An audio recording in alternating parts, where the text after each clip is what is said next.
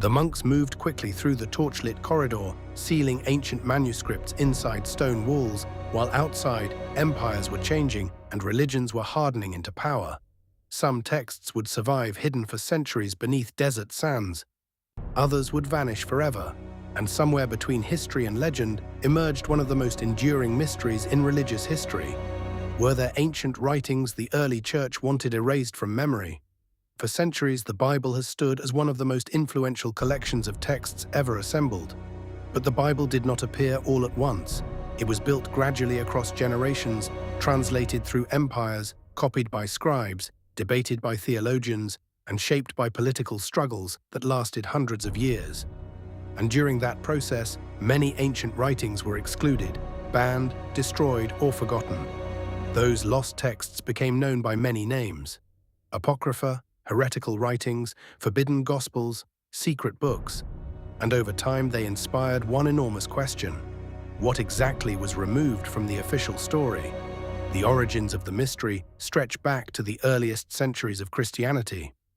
After the death of Jesus, different Christian communities spread across the Roman world, carrying different teachings, traditions, and interpretations. There was no single unified church in the beginning.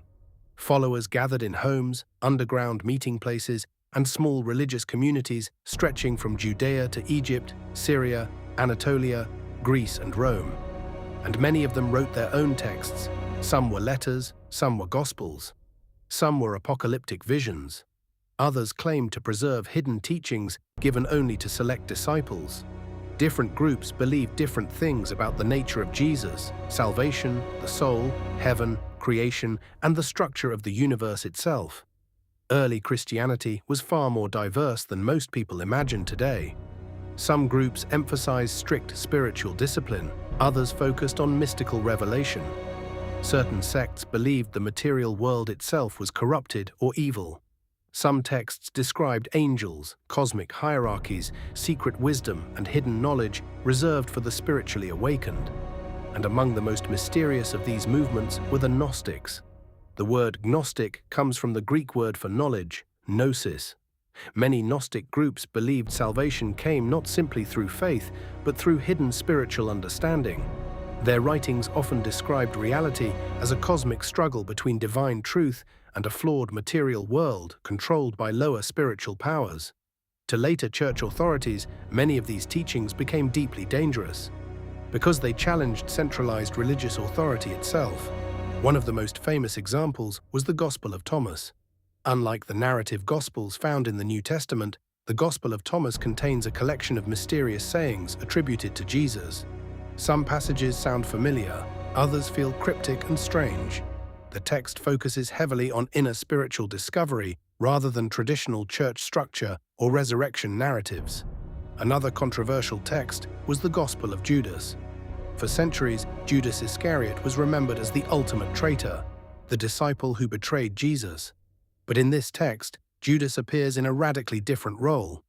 Instead of betraying Jesus out of greed alone, he becomes part of a hidden divine plan, carrying out actions Jesus himself supposedly understood in advance. To many believers, such texts sounded shocking, dangerous, even blasphemous. But they also fascinated scholars because they revealed how many competing ideas existed during Christianity's early centuries. The struggle over which texts were true was not only spiritual, it was political. As Christianity expanded across the Roman Empire, church leaders increasingly sought unity. A fragmented religion with dozens of competing scriptures, secret teachings, and rival interpretations threatened stability. Leaders needed standard doctrine, standardized authority, and agreed-upon sacred texts. And so the process of canonization began. Over generations, church authorities debated which writings should become official scripture and which should be rejected. Some texts were accepted because they were widely used across Christian communities. Others were excluded because they were considered too late, too mystical, too inconsistent, or too closely associated with groups labeled heretical. The result became the biblical canon recognized by major branches of Christianity today. But exclusion did not automatically mean destruction. Many rejected texts continued circulating secretly for centuries. In some regions, monks copied them quietly by hand. Hidden communities preserved forbidden manuscripts far from major cities, and in certain cases, believers buried entire collections to protect them from being destroyed. One of the greatest discoveries happened almost by accident in 1945 near Nag Hammadi in Egypt. A local farmer searching for fertilizer uncovered a sealed clay jar buried in the desert. Inside were 13 ancient leather-bound codices containing more than 50 previously unknown texts, many connected to Gnostic Christianity. The discovery stunned historians. Among the manuscripts were copies of the Gospel of Thomas, mystical writings, apocalyptic visions, philosophical dialogues, and secret revelations attributed to Jesus and his disciples. Many scholars realized these texts offered a completely different window into the chaotic spiritual world of early Christianity, and suddenly the idea of forbidden books no longer felt like pure legend. The texts were real, the debates were real. The struggle over religious authority had shaped history more deeply than many people realized, but modern myths quickly grew around the discovery. Some people claimed the Church had intentionally hidden world-changing truths from humanity. Others believed the manuscripts proved secret conspiracies dating back centuries. Popular novels, documentaries, and internet theories transformed ancient theological debates into stories about suppression, hidden knowledge, and lost revelations. The reality was more complicated. The early church absolutely rejected certain teachings and labeled many groups heretical. Some texts were destroyed during religious conflicts, others vanished through neglect, war, or time itself. But historians also point out that many excluded writings survived precisely because individuals preserved them carefully over generations. And not every lost text was banned because it contained explosive secrets. Some were excluded simply because they appeared too late historically or conflicted with doctrines already becoming standard. Others reflected local traditions that never spread widely enough to become canonical. Ancient religions evolved through argument, politics, culture, and power struggles, just like every major human institution. Still, some writings remain deeply unsettling even today. The Book of Enoch is one example. Although excluded from most modern biblical canons, the text survived in Ethiopian Christianity for centuries.